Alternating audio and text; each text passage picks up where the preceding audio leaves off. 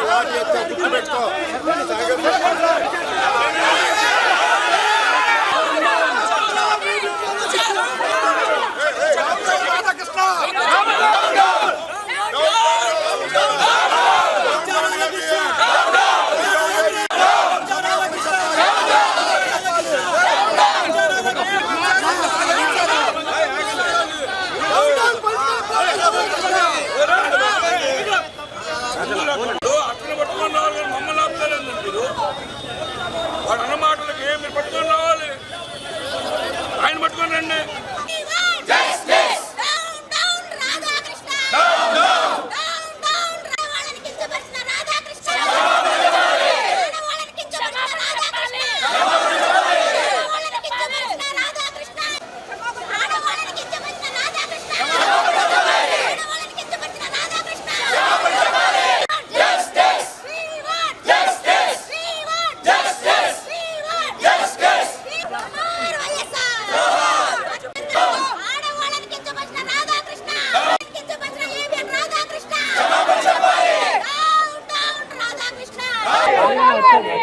Radhakrishna office ఉన్నటువంటి సందులో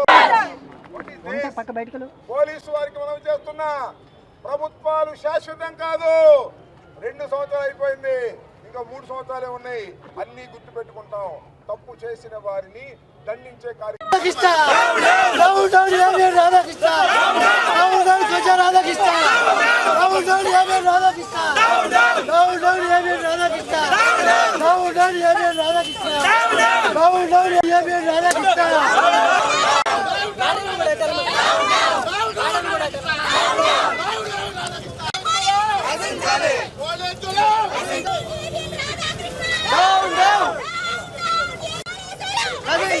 ముందు నిరసన తెలియజేయాలని వైఎస్ఆర్ కాంగ్రెస్ పార్టీ పిలుపునిచ్చింది. దానిలో భాగంగా అన్ని జిల్లా హెడ్ క్వార్టర్లోనూ ఏబిఎన్ ఆఫీసుల ముందు నిరసన తెలియజేసే కార్యక్రమాన్ని చేపట్టడం జరిగింది. శాంతియుతంగా ప్రజాస్వామ్య పద్ధతుల్లో. ఎందుకు ఈ నిరసన మేము తెలియజేయడానికి ప్రయత్నం చేస్తున్నాం? ఈ నిరసన తెలియజేయడానికి గల ప్రధానమైన కారణం ఏంటంటే ఏబిఎన్ రాధాకృష్ణ ఆయన ఛానల్లో మాట్లాడకూడని మాటలు, వినడానికి వీలు కానటువంటి మాటలు, అసభ్యకరమైనటువంటి మాటలు ఆయన చెప్పాడు. అవి ఏం చెప్పాయంటే ఒకసారి అదే మాటలు మీకు వినిపిస్తాను, వినే వాళ్ళకి అర్థం కావడం కోసం. అది ఏమిటంటే జగన్మోహన్ రెడ్డి గారు నంది అంటే నంది అంటున్నారు వైఎస్ఆర్ కాంగ్రెస్ పార్టీలో నాయకులు కొందరు, పంది అంటే పంది అంటున్నారు. ఓకే, దాన్ని ఒక రాజకీయ విమర్శగా మనం తీసుకుందాం. అక్కడ నుంచి దాటి ఎక్కడికి వెళ్ళాడంటే వైఎస్ఆర్ కాంగ్రెస్ పార్టీ నాయకులారా మీ భార్యలు కాదు అని అంటే అవునండి కాదు, వాళ్ళు మీ చెల్లెళ్ళు, అవునండి చెల్లెళ్ళు అని వాళ్ళకు పెళ్ళిళ్ళు చేసి పంపిస్తామంట. నా భార్యని చెల్లెలుగా భావించి పెళ్లి చేసి పంపుతామని టీవీ ఛానల్లో చెప్పాడంటే ఎంత దుర్మార్గం ఇది! దీన్ని సహించాలా? దీన్ని క్షమించాలా? దీనికి నిరసన కూడా తెలియచేయకూడదా? నేను హైదరాబాద్లో ఆయన ఆఫీసు ముందు చాలా శాంతియుతంగా నిరసన తెలియజేశాం, దాడి చేశామన్నారు. ఇవాళ కూడా దాడి అంటారు. ఇవాళ కూడా చాలా ప్రజాస్వామ్య పద్ధతుల్లో నిరసన తెలియజేసే కార్యక్రమం చేస్తున్నాం. ఇంకోటి ఏమంటున్నామంటే డిమాండ్ చేస్తున్నాం, అయ్యా నువ్వు క్షమాపణ చెప్పు అని. ఇవాళ నేను డిమాండ్ చేయను, ఐఎమ్ రిక్వెస్టింగ్. రాధాకృష్ణ, నీకు 70 సంవత్సరాలు వచ్చింది, పత్రికా విలేకరు అయ్యావు, సామాన్యుడిగా ఒక స్టింగర్గా బయలుదేరి యాజమాన్య స్థాయికి వెళ్ళావు. అది ఎందుకు వెళ్ళావో ఏమిటో అది వేరే కథ, దాని జోలికి నేను వెళ్ళదలుచుకోలేదు. నువ్వు ఒక తప్పుడు మాట మాట్లాడావు. తప్పుడు మాట మాట్లాడటం అనేది మానవ సహజం, ఒకసారి తప్పుడు మాటలు మాట్లాడతాం. నేను కూడా మొన్న మాట్లాడాను, క్షమాపణ చెప్పాను. ఇవాళ కూడా మీరు బయటకు వచ్చి నేను పొరపాటును మాట్లాడాను, నేను వైసీపీ నాయకుల యొక్క భార్యల గురించి మాట్లాడిన మాటలు తప్పు, నేను వెనక్కి తీసుకుంటున్నాను అంటే ఏమైనా నీ పరువు పెరిగిద్ది, నీ పేపర్ పరువు పెరిగిద్ది, నీ పరువు పెరిగిద్ది. చేసిన తప్పును సరిదిద్దుకున్నాడు, గొప్పవాడు అనేటువంటి పేరే వస్తగా. రాకపోతే నీ దానిలో రాంచుకో బ్రహ్మాండంగా ఫ్రంట్ పేజీలో రాధాకృష్ణ అద్భుతంగా క్షమాపణ చెప్పాడని. ఇప్పటికైనా చెప్తున్నా రాధాకృష్ణ, నీకు మానవత్వపు విలువలు తెలిసి ఉంటాయి, నీకు పత్రిక యొక్క విలువలు తెలిసి ఉంటే కమాన్ బయటకు వచ్చి నేను చేసింది పొరపాటున జరిగింది, నా కలం నుంచి పొరపాటును వెలువడింది, వెనక్కి తీసుకుంటున్నాను, నన్ను క్షమించండి నేను ఒక మాట అంటే నీ పరువు ప్రతిష్టలు పెరుగుతాయా? అలా కాకోకుండా మేము ధర్నాలు చేస్తుంటే లాఠీ చార్జీలా? ఏందండి నాకు అర్థం కాలేదు. ఈ శంకర్ విలాస్ సెంటర్ కళకళలాడుతుంటుంది. ఈ శంకర్ విలాస్ మూసేశారు, ఆ భవానీ సిల్క్ మూసేశారు, ఇదేంటి జాకీ షాప్ మూసేశారు, ఇదేదో ఫ్యాన్ షాప్ మూసేశారు, మొత్తం మూసిపారేశారు, సందంతా మూసేశారు. రాధాకృష్ణ ఆఫీస్ ఉన్న పాపానికి సందు మొత్తం కొట్లన్నీ మూసేశారు. మళ్ళీ ఆ సంగడైరీ కూడా మూసాడు. అక్కడికి వస్తే మమ్మల్ని రానిలా. మేము అడిగాం, అయ్యా అక్కడ దాకా వెళ్ళండి, అక్కడ బారికేడ్ పెట్టుకోండి, ఇక్కడికి వచ్చి మేము కాసేపు డిమాన్స్ట్రేషన్ చేసి ధర్నా చేసి 2 మాటలు చెప్పి వెళ్ళిపోతామని. మేము ఒప్పుకోమండి, మా రాధాకృష్ణ కుదరదు, మావాడు. ఏం మీవాడయ్యా? ఆ గంగా శ్రీనివాస్కి ఆలవాడంట, ఇంకో శ్రీనివాస్ వచ్చాడు, గంగా వెంకటేశ్వరు, ఇంకో శ్రీనివాస్ వచ్చాడు, బెల్లం శ్రీనివాస్ ఆలవాడంట, ఆ వంశీరేవు అక్కడ ఉన్నాడు. వీళ్ళందరూ ఏంది నాకు అర్థం కాలే, ఓవర్ యాక్షన్ ఎందుకు? ఈ మొత్తం మూసేశారే, మొత్తం అంతా చాలా పకడ్బందీగా చేశారే, శభాష్ బ్రహ్మాండంగా చేశారయ్యా, నువ్వు మెచ్చుకోవాలి, అభ్యంతరం ఏమీ లేదు. లా అండ్ ఆర్డర్ కాపాడటానికి అడుగుతా ఉన్నా. మా ఇంటికి వచ్చినప్పుడు 31వ తారీఖు నేనేదో పొరపాటున మాట్లాడని నా ఇల్లు ముట్టడిస్తాము అని తెలుగుదేశం వాళ్ళు ప్రకటించారు. ఆ రోజు ఏమైంది పోలీస్ బందోబస్తు? ఏమండి ఆ రోజు ఎందుకు ముయ్యలేదు షాపులన్నీ? మా ఇంటి దగ్గరికి వచ్చారే, మీరు ఉన్నారే, పోలీసులు ఉన్నారే, ఈ గంగా వెంకటేశ్వర్లు ఉన్నాడు, మాతో పాటు లోపలికి వచ్చాడు, ఆ వంశీ ఉన్నాడు, అందరు తీసుకొచ్చారు, వీళ్ళే తీసుకొచ్చి మా కార్లు బాగలగొట్టారే, మా ఇల్లు బాగలగొట్టారే, నా ఆఫీసు బాగలగొట్టారే, నా భార్య పిల్లల్ని తిట్టారే, నన్ను కొట్టడాక వచ్చారే. ఆ రోజు ఏమైందయ్యా పోలీసులు? అది ధర్మమా? పెట్రోల్ బాంబులు వేశారే. ఇప్పుడు నుంచి ఎప్పుడు దాకా ఉన్నారు? ఇప్పుడు నుంచి ఎప్పుడు ధర్నా? ఇంకా మేము ఇంకో 10 నిమిషాల్లో ముగిద్దాం అనుకుంటున్నాం. ఇప్పుడు నుంచి ఎప్పుడు దాకా ఉన్నారు? 5ంటికి వచ్చి 12:20కి వెళ్ళారు. అన్ని గంటలు 7 గంటల సేపు ఉంటే ఏమండి పోలీసులు కాకి బట్టలు వేసుకున్నారు, గుడ్డి గుర్రాలకు పళ్ళు అవుతున్నారా? లాఠీ ఇదిలేదే, ఇప్పుడు అక్కడ ఇదిలించారుగా లాఠీ మా మీద. రాధాకృష్ణ మీ వాడేనా? మేము మీ వాళ్ళం కాదేనా? పోలీసుల్లో కూడా ఈ వ్యవస్థ ఉంటే ఎలాగని అడుగుతా ఉన్నా. అంబటి రాంబాబు ఇంటి మీదకి వస్తే పోలీసులు ఏం మాట్లాడ దగ్గరే ఉంటారు, లాఠీలు పట్టుకుని ఉంటారు, ఏం మాట్లాడ పోలీసు బందోబస్తు ఉంటుంది. ఇళ్ళ మీద పెట్రోల్ బాంబులు వేస్తుంటే చూస్తూ ఊరుకుంటారు.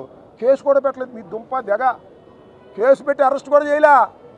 అందరి సంగతి తేలుస్తా, కేసు పెట్టని పోలీసు అధికారుల సంగతి తేలుస్తా, ఎవరైతే పెట్రోల్ బాంబులు వేశారో వాళ్ళ సంగతి చట్ట ప్రకారంగా తేలుస్తా. ఇంత విచక్షణ పనికిరాదు, నిష్పక్షపాతంగా వ్యవహరించండి. క్రైమ్ జరుగుతున్నప్పుడు అరికట్టడానికి ప్రయత్నం చేయండి. మేము క్రైమ్ చేయడానికి రాలా, మేము ఇక్కడికి చాలా శాంతియుతంగా వచ్చాం. బాధ్యత కలిగిన వాళ్ళం 7 నియోజకవర్గాల ఇన్ఛార్జీలు వచ్చాం. మేము చెప్పాం, డిఎస్పీకి చెప్పాం. ఒక డిఎస్పీ చెబితే ఆయన దోషం ఇంకో డిఎస్పీ గారు వచ్చాడు. ఎందుకంటే ఆయన వేరే డిఎస్పీలే, ఈయనేమో మన లోకేష్ గారి డిఎస్పీ, అందుకని ఆయన వచ్చాడు. పాపం అజీజ్ గారిని వదిలేశారు, ఆయన ముస్లిం అయినట్టుగా ఆయన వదిలేశాడు. మన లోకేష్ గారు ఎస్పీ డిఎస్పీ గారు వచ్చాడు. ఆయన అయితే ఒప్పుకోనండి, ఇక్కడ పర్మిషన్ ఏదన్నాడు. మీ పర్మిషన్లా నాకు అక్కడ కావాల్సింది. నేను మొన్నుందా పర్మిషను? మా ఇంటి మీదకి వచ్చి వచ్చినప్పుడు పర్మిషన్ ఇచ్చారా? ఇవాళ పర్మిషన్ ఎవరు? ఏమైంది? ఇక్కడికి వచ్చామా లేదా? మేము తోసుకొచ్చామా లేదా? అవసరమా అది? మాతో ఉడంబడికి చేసుకుని ఇక్కడ రండి సార్ రాంబాబు గారు, 1 గంట 2 గంటలు చేసి వెళ్ళండి అని చెబితే ఎంత మర్యాదగా ఉండేది? మా పని మాదేది, మీ లా అండ్ ఆర్డర్ కాపాడిన వాళ్ళు అవుతారు. కానీ వాళ్ళు ఏం చెప్తున్నా నాకు అర్థం కాలే. ఏం అన్యాయం ఇది? నేను మరొక్కసారి చెప్తున్నా, పోలీసులు పక్షపాత ధోరణి వదిలి కొంత మేరకైనా న్యాయం చేయడానికి ప్రయత్నం చేయండి. అదేవిధంగా ఏబిఎన్ రాధాకృష్ణ తన చేతిలో ఛానల్ ఉందనో, తన చేతిలో పత్రిక ఉందనో అడ్డగోలు రాతలు రాస్తే ఇలాంటి నిరసన తెలియచేస్తారు ప్రపంచంలో అనేటువంటి భావన ఆయన కలగవలసిన అవసరం ఉంది. ఇప్పటికైనా పెద్ద మనిషిగా బయటకు వచ్చి క్షమాపణ చెప్పి నీ గౌరవాన్ని పెంచుకోవాల్సిందిగా మేము కోరుతున్నాం. ఇవాళ గుంటూరులో జరిగినటువంటి నిరసనే కాదు, ఇది అన్ని జిల్లాల్లో వైఎస్ఆర్ కాంగ్రెస్ పార్టీ పిలుపు మేరకు జరుగుతున్నటువంటి నిరసన. నిన్న అక్కడ కూడా వెళ్ళి చెప్పాం. ఇందాక చెప్తున్నారు దమ్మున్న ఛానల్ అంట, మరి ఇక్కడ దమ్మున్న ఛానల్ కనపడలే, మరి ఎందుకని? మరి ఏం దమ్ము నాకు అర్థం కాల. ఛానల్కి దమ్ము ఏంటి? బూతులు తిడతానికి దమ్ము, మా ఆడవాళ్ళని తిట్టడానికి దమ్ము. ఆ దమ్ము కావాలా? ఆ దమ్ము చాలా చిన్న యూట్యూబ్ ఛానల్స్లో కూడా పేరు ప్రఖ్యాతి లేని వాళ్ళు కూడా ఇష్టం ఏంటి తిడుతున్నారు. నన్ను తిడతారు, జగన్మోహన్ రెడ్డి గారిని తిడతారు, అమ్మాయిని తిడతారు, ఆయన తిడతారు, ఈయన తిడతారు, రోజు తిడతారు వాళ్ళు. వాళ్ళకి నీకేం తేడా? నీకు దమ్ము ఏముంది నాకు అర్థం కాల. నీకు దమ్ము లేదు, ధైర్యం లేదు. నిజంగా దమ్ము ధైర్యం ఉంటే నేను మాట్లాడిన మాటలు తప్పు అని చెప్పేటటువంటి అవకాశం ఉంటుంది. అలా చెప్పనప్పుడు దమ్ము లేని దద్దమ్మవు నువ్వు అని ప్రజలు అనుకుంటారనే విషయాన్ని ఈ సందర్భంగా నేను గుర్తు చేస్తూ, గుంటూరు పోలీసు వారికి మరొకసారి నేను హెచ్చరిక చేస్తున్నాను. మీరు పద్ధతి ప్రకారం వ్యవహరించడం లేదు, ఇది దుర్మార్గమైన పద్ధతి. పద్ధతి ప్రకారం వ్యవహరించేటటువంటి అధికారులు కూడా ఉన్నారు. వాళ్ళని పక్కకు నెట్టేసి ఈ గంగా వెంకటేశ్వర్లు, వంశీ, ఈ బెల్లం శ్రీనివాసరావు అంట వీళ్ళు వచ్చేస్తున్నారు ముందు.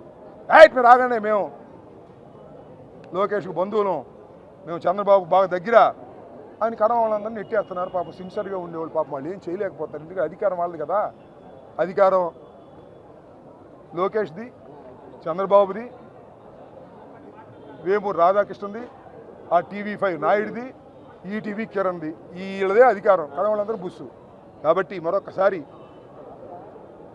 ఈ రోజున ఇంత పెద్ద ఎత్తున వచ్చినటువంటి వారందరికీ ధన్యవాదాలు తెలియతూ, మేము శాంతియుతమైనటువంటి పద్ధతుల్లోనే మా నిరసన తెలియచేయడానికి వచ్చాం తప్ప మరొక విధానం కాదు అని మరొకసారి చెబుతూ, అది నిరూపించుకున్నామని కూడా చెప్తూ, ఇంతటితో ఈ నిరసన కార్యక్రమాన్ని ముగించి వెళుతున్నామని మీ అందరికీ కూడా హృదయపూర్వకంగా తెలియజేస్తున్నాం.